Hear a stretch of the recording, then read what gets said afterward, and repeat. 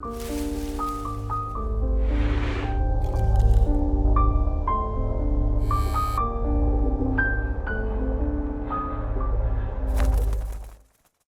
guys, it's Smurfs. Welcome back to Harpies in the Trees, where I review horror books with a supernatural focus. So it's actually much cooler today, hence all of the candles are back on, and also I'm wearing a wig. You know who I feel like right now is sort of like Rainbow Bright? I just need some moon boots. But today we're going to do a really cool video. It's something I've never really done before. On my Discord, someone asked me if I was going to do something for a mid-year thing, and I hadn't really had any time to plan it. So I was kind of just looking around, seeing what everyone's up to, and I found this tag, which you're probably very familiar with. So this is what we're going to do, the mid-year Freakout book tag, talk about the books that I've read this year and whatever else. But before we get into that, I wanted to go over a few comments, shoutouts, because there are just a few comments that I wanted to talk about. In my last video for the Abominable Box unboxing, I got for the used book a Richard Bachman, I think it was Richard Bachman, I'm not sure, but it's The Regulators, and Bachman is actually a pen name of Stephen King. Richard Bachman is Stephen King. And a lot of people in the comments were saying that I should definitely read the book that Stephen King put out at the same time as The Regulators, which was called Desperation, and it's kind of like a companion novel. So this is what Midnight Graffiti is saying, and a bunch of other people were saying, they're like, oh yeah, you got to read both, or read the other one first or something, because there's this like parallel thing going on. And in the same box, I got a book about a vampire. It's kind of not your typical vampire story, but I was kind of mentioning how, I'm not a vampire person. I like it more in film than I do in books. And Dip Tanjian said, I mean, if you read Salem's Lot, I think you'll begin appreciating vampires and their ruthless power. Which, how do you know I haven't read Salem's Lot? I mean, I haven't, so. I think if I get it in the Abominable box at some point, I think then I'll definitely give it a go. I think my fears with vampires are I kind of get a little bored about the mind games and the sensual manipulation. I don't know, whatever. I mean, if you love vampires, that's totally cool. So I grabbed my tag from Books with Emily Fox. I love Emily Fox. I watch her videos from time to time, just because she reads everything that I never read, but I'm kind of curious to know what she thinks about. So the first question is, best book you read so far in 2022? I think it has to be The Last House on Needless Street, because it was just so shocking. And it wasn't shocking because it was, just truly heinous or something. It was shocking because I just had no idea it was going to go where it went. And I thought that the structure of the story and all of the details kind of went along with it.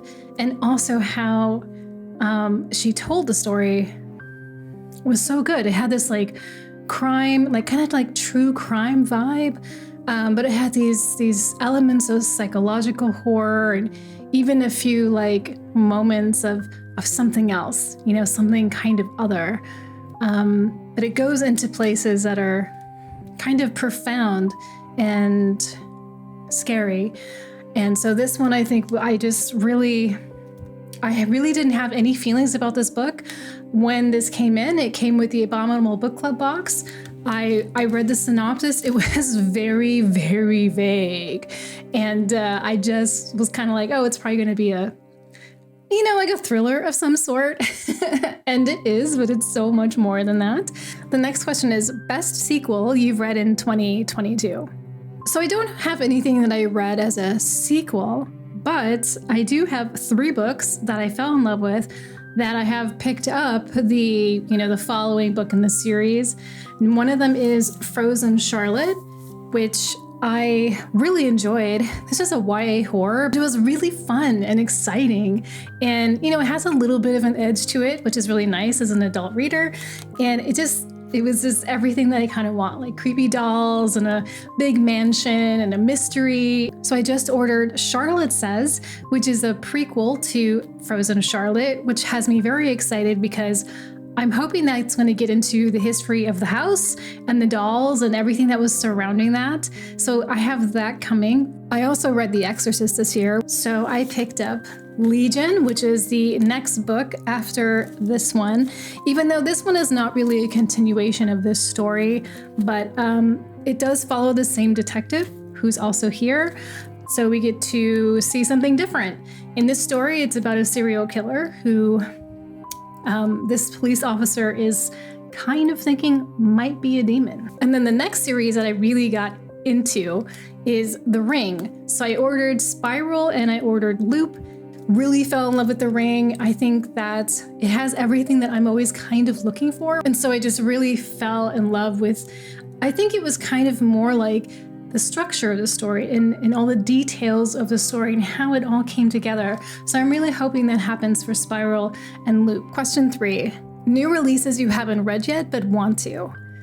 This is a real hard one. If you've been here before and you've hung out with me, you probably have seen that I do these new release videos where I talk about, books that sound pretty interesting to me that are coming out in the next couple of months.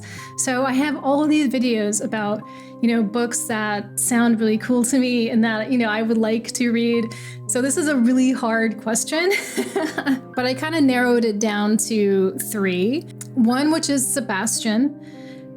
I really want to read this story because it involves a mannequin and kind of like this relationship between the mannequin and the mother and her actual son. The mannequin is like child size and she sort of becomes really obsessed with it. So I just can't stop thinking about that premise and I really want to know what's going on with it. The next one is Hide. This is sort of not something I would normally read, but it is a supernatural horror book and it takes place in a carnival and these people who are there are trying to survive the night and then they get to win some kind of cash prize or something. But as time goes on, they realize there's real danger here in the carnival. And it sounds like it might be partially supernatural and maybe partially human. Hard to tell, but it sounds really, really cool. A Child Alone with Strangers is another one I'm looking forward to because it's about a little boy who gets abducted and he's taken to a farm and he's kind of locked away there. But this boy has special abilities. He can communicate with his mind, and mostly he can communicate with other things that are not human with his mind. So he's able to reach out and communicate with something which comes to his aid. But of course, it's not going to be probably something that he can really control because it probably wants something in return. Now, the next question is the most anticipated release for the second half of the year. And I have 2 of those. One is Pinata. That sounds amazing. I mean, the cover art alone has me sold. I'm like, please let this, whatever it is on the cover play a part in this book because it's just so cool. And I just really like this story about this mom who, she's I think she's like an architectural archaeologist in a way, but she kind of restores old buildings and people will reuse them for other, things like restaurants and stuff. So she's hired to do this to some kind of old church in Mexico, the country where she's from. So she brings her daughters and they head over there. Things kind of go not so good. They head back home, but there's something weird with their daughter. And this is a possession book. So I know yeah, into it. When the Night Bells Ring, what I like about this story is that it's a subterranean horror, which if you've seen The Descent, I think The Descent is really the thing that got me really hooked into the whole horror underground thing. So this story is about 2 women. It's in the future, there's the apocalypse that's happened, there's no water. And these women are well, maybe we can find water in some of these mining caves. So they check them out and they find out that, they're not alone down there. So it sounds really good. Really excited about that. I just really want to hang out there, especially in the heat, but this is not coming out, I think, until October or so. Biggest disappointment. For me, it has to be The Others. The premise was sort of that these victims were being found, murdered, female victims with these baby dolls glued into their hands. So that sounded really intriguing to me, but the story was kind of more like a psychological thriller, which is totally fine. I was just expecting it to be a little bit more focused, I guess, on these crimes and everything, but it's pretty light. Like, I would say it was light. So I was disappointed by it. Question 6, biggest surprise. I think it was Needless Street. I mean, really, I mean, there's a lot of other books that I read that, you know, I was like, oh, wow, holy shit. Like, you know, this is, you know, crazy or interesting or something. But Needless Street was really the one that sort of made my soul leave my body, you know, where I was just like, what? Number 7, favorite new author. Definitely Koji Suzuki. I didn't know anything about him before, like, at all. I like that it's very story driven. And usually I prefer character driven. But in this case, the story was just so dang good. So good and weird and creepy. And the other author that I really like right now is Astrid Adams.